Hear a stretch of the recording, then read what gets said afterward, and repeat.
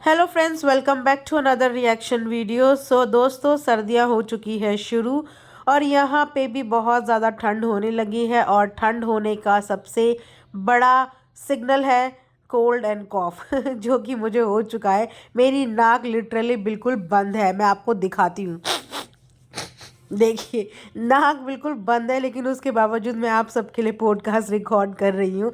सो इसीलिए please podcast को प्यार दिया कीजिए और लाइक ज़रूर किया करो। सो दोस्तों, मैंने अपने कल के पॉडकास्ट में आप सबको बताया था कि कैसे टालू भैया ने आके अगेन अपने व्लॉग में एक हाइप क्रिएट कर दी है कि वो अब चंडीगढ़ वापस नहीं जाएंगे। व्लॉग की शुरुआत में ही उन्होंने एक इतना बड़ा ऐलान कर दिया और पूरे व्लॉग में यही चीज़ को ढूंढने में लग गए कि वो आखिर चंडीगढ़ वापस क्यों नहीं जाएंगे। तो टालू भैया ने अपने कल के व्लॉग में यही बोला था कि वो इस बारे में कल बात करेंगे और खुल के बात करेंगे और सबकी पोल पट्टी खोल देंगे। So I was literally curious to know कि भैया ऐसा क्या हाजमे की गोली टालू भैया खा के आ गए हैं कि अब टालू भैया सबकी पोल पट्टियां और सच सच बताएंगे। बट अगेन ये बात मैं कैसे भूल गई कि ये लोग एक व्लॉगर हैं और व्लॉगर्स की एक क्वालिटी ही होती है कि वो हमेशा ऑडियंस को एक हाइप में रखते हैं, एक ऐसा क्वेश्चन और एक ऐसा नोट छोड़ के चले जाते हैं जिसकी वजह से ऑडियंस रिटेंशन इन्हें ज़्यादा मिले और ऑडियंस इन्हें देखने के लिए इंतज़ार करे। सो वही हुआ। जब आज का व्लॉग आया तो मैं पूरी शुरू से लेकर आखिरी व्लॉग तक यही सोच रही थी कि जिस टॉपिक को कल शुरू किया था उस टॉपिक के अलावा बाकी सारी बातें हुई, बस उसी बारे में बात नहीं हुई, उसी चीज़ के बारे में बताया नहीं गया। और कल बहुत बड़ी बड़ी बातें की थी कि मुझे नशेड़ी का टैग दे दिया, मुझे ऐसा बना दिया, मुझे वैसा बना दिया। और वहीं पे जब मैंने आज का व्लॉग इनका देखा तो आज का व्लॉग कल के व्लॉग से बिल्कुल विपरीत था। आज के व्लॉग में वो सारी इमेज क्लियर कर रहे थे टरोज भाभी की। चलो, बहुत अच्छी बात है कि आप अपनी वाइफ की इमेज क्लियर कर रहे हो, बट उन लोगों के लिए क्लियर कर रहे थे जो लोग सोशल मीडिया पे हैं ही नहीं, जो बात सोशल मीडिया पे पता ही नहीं। अब ऐसे थोड़ी होता है कि मोहल्ले के रिश्तेदार क्या आप लोगों की पर्सनल लाइफ में बोल रहे हैं, उस चीज़ का क्लेरिफिकेशन देने के लिए भी आप व्लॉग में आओगे, जबकि सोशल मीडिया को ये बात पता ही नहीं है कि आपके पड़ोसी या आपके रिश्तेदार आप लोगों के बारे में क्या बातें कर रहे हैं। आप लोगों के बारे में सिर्फ उन्हीं लोगों से पता चलता है जो आपकी फैमिली के मेंबर्स व्लॉगर्स हैं। और जहाँ तक व्लॉगर्स की बात है आपकी फैमिली के मेंबर्स की, उन्होंने कभी भी एज सच कोई एलिगेशन नहीं लगाया कि टरोज भाभी ने अपने इन लॉज की या दादी की सेवा पानी नहीं की। इनफैक्ट सब उनकी इस मेहनत के लिए सल्यूट करते हैं और उनको प्रेज करते हैं कि चाहे कुछ भी हो, लेकिन टरोज भाभी ने खुद को और अपने बच्चों को बहुत अच्छे से रखा हुआ है और बहुत अच्छे से सारी चीज़ें सिखाई हुई हैं। वो मेहनती हैं और ये चीज़ उनकी शक्ल से और उनके काम से देखने को मिल जाती है और पता चल जाता है कि ये एक वो औरत है जो ज़िंदगी में कभी हार नहीं मान सकती, हमेशा अपनी मेहनत में बिलीव करती है। वो हमने उन्हें देखा है। तो इसके अलावा आपके कौन चाचा कौन ताऊ आप लोगों के लिए पीछे से क्या बोल रहे हैं, वो सोशल मीडिया पे बात क्लियर करने का कोई मतलब ही नहीं है। सोशल मीडिया पे तो आप उन्हीं लोगों के बारे में बात क्लियर करोगे ना जो सोशल मीडिया में प्रेजेंट है। जो लोग हैं ही नहीं उनके बारे में क्लियर करने के लिए आ गए और जो बात फर्स्ट व्लॉग में छोड़ के गए उस व्लॉग के बारे में कोई बात ही नहीं की। भैया मेन क्वेश्चन यही छोड़ के गए थे ना कि चंडीगढ़ वापस क्यों नहीं जाना, तो भाई वो तो बता देते कि चंडीगढ़ वापस क्यों नहीं जाना और किसको जवाब देना है, जवाब किसको देने के लिए आए हो। बिकॉज मुझे तो अभी भी ऐसे ही लग रहा है कि जिसको जवाब देना है उसको जवाब कुछ नहीं देना है, व्लॉग चलाना है। हो सकता है वहाँ पे XYZ कुछ ना कुछ रीजंस तो हुए होंगे कि ये वहाँ से वापस आए हैं, वरना अच्छा खासा फार्म पे ये काम कर रहे थे, फार्म की व्लॉगिंग भी कर रहे थे और वहाँ पे बहुत अच्छे से एनिमल्स को ये देख भी रहे थे। और टालू भैया के जेस्चर से और नेचर से ये साफ पता लगता है कि वो एनिमल लवर्स हैं, वो जानवरों को प्यार बहुत करते हैं।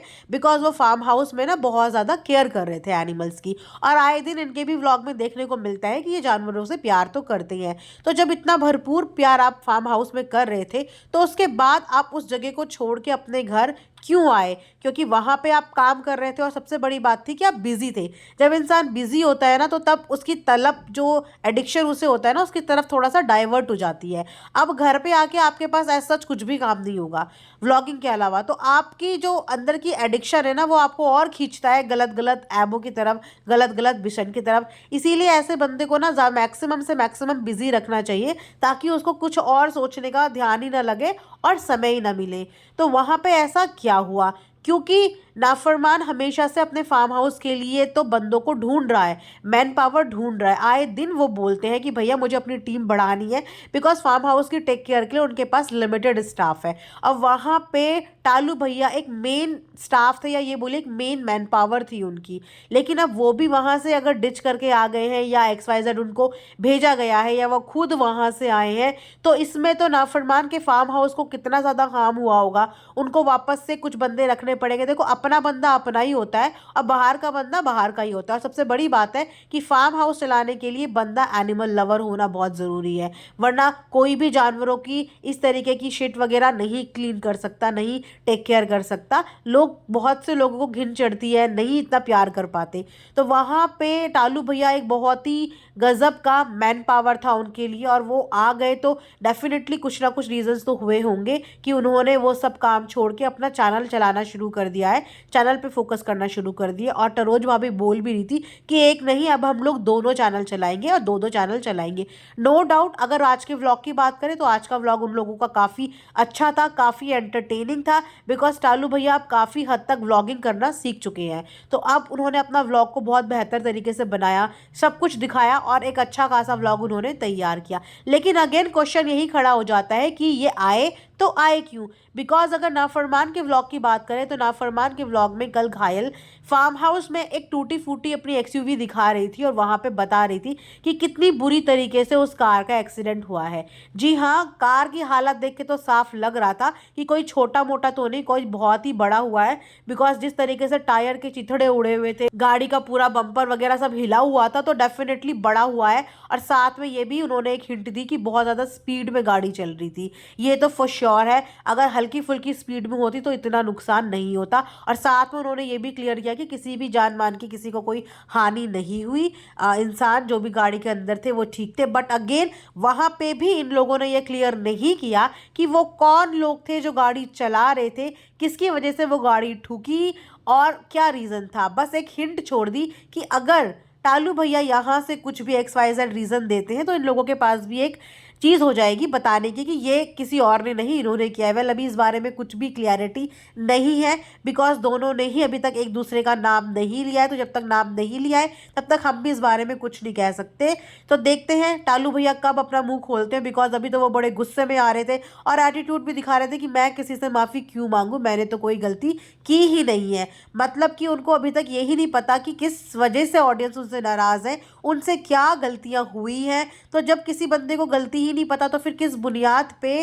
टरोज भाभी ये बोलती हुई नजर आ रही थी कि वो चंडीगढ़ में थे, उन्होंने बनवाई वीडियो। जब अपना दीदी की वीडियो की बात हुई तो यही उन्होंने डायरेक्टली बोला ना कि उन लोगों ने वहाँ से वीडियो बनवाई, टालू भैया ने अपनी मर्जी से नहीं बनाई। तो अब अगर अपनी मर्जी से बनाई भी या नहीं भी बनाई तो टालू भैया को ये रियलाइजेशन ही नहीं है कि उन्होंने क्या कर दिया। तो जब इंसान को यही नहीं पता कि उन्होंने क्या गलत करा जिसकी वजह से अचानक ऑडियंस उनके इतना ज़्यादा खिलाफ हो गई, इतना ज़्यादा हेट तो ऑडियंस इनसे तब भी नहीं करती थी जब ये नशा करते थे। लेकिन जब से ये अपना दीदी वाला केस हुआ तब से काफ़ी ज़्यादा ऑडियंस इनसे नाराज़ हुई। तो मैं वही बोला कि जब गलती होती है और जब आप सोशल प्लेटफॉर्म पे हो और काम करना चाहते हो तो समटाइम्स चीज़ों को ठीक करने के लिए, सुधारने के लिए, अपनी इमेज को अच्छा करने के लिए झुक जाना चाहिए। रिश्ते बेहतर होते हैं, बट पता नहीं इनके परिवार में सबके अंदर इतना एरोगेंस भरा हुआ है, सबके अंदर इतना एटीट्यूड भरा हुआ है, और किसी को लेके नहीं, एक दूसरे को ही लेके।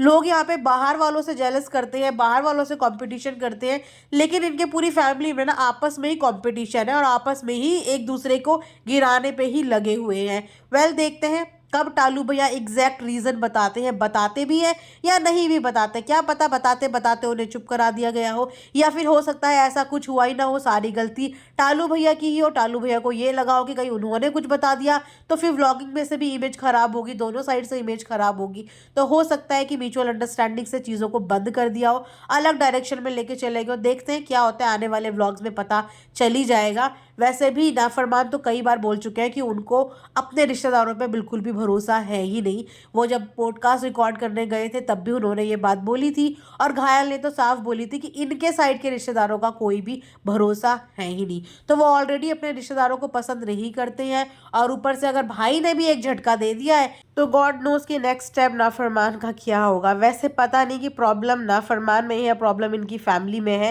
कि फैमिली का कोई भी बंदा इनके लिए लॉयल ही नहीं है।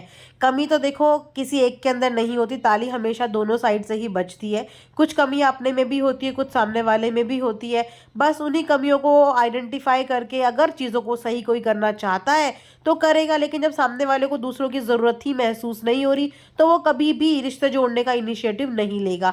बिकॉज रिश्ते जोड़ने की कोशिश भी वही करता है जिसको ज़रूरत हो, और जिनको रिश्तों की ज़रूरत ही नहीं है, जिनके पास सब कुछ है और जिनके लिए पैसा ही अगर रिश्ते नाते सब कुछ है, या पैसों से वो बहुत अलग रिश्ते भी बना सकते हैं, ले सकते हैं, तो फिर उनको अपने सगे रिश्तों की कोई ज़रूरत ही नहीं है। चलो देखते हैं आगे आगे इस फैमिली में क्या होता है। देखते हैं टालू भैया भी कब तक इस बारे में बताते हैं और कब तक चंडीगढ़ नहीं जाते हैं। जो भी होगा आप सबके सामने आ ही जाएगा। तो मिलते हैं नेक्स्ट वीडियो में, तब तक अपना ध्यान रखिए।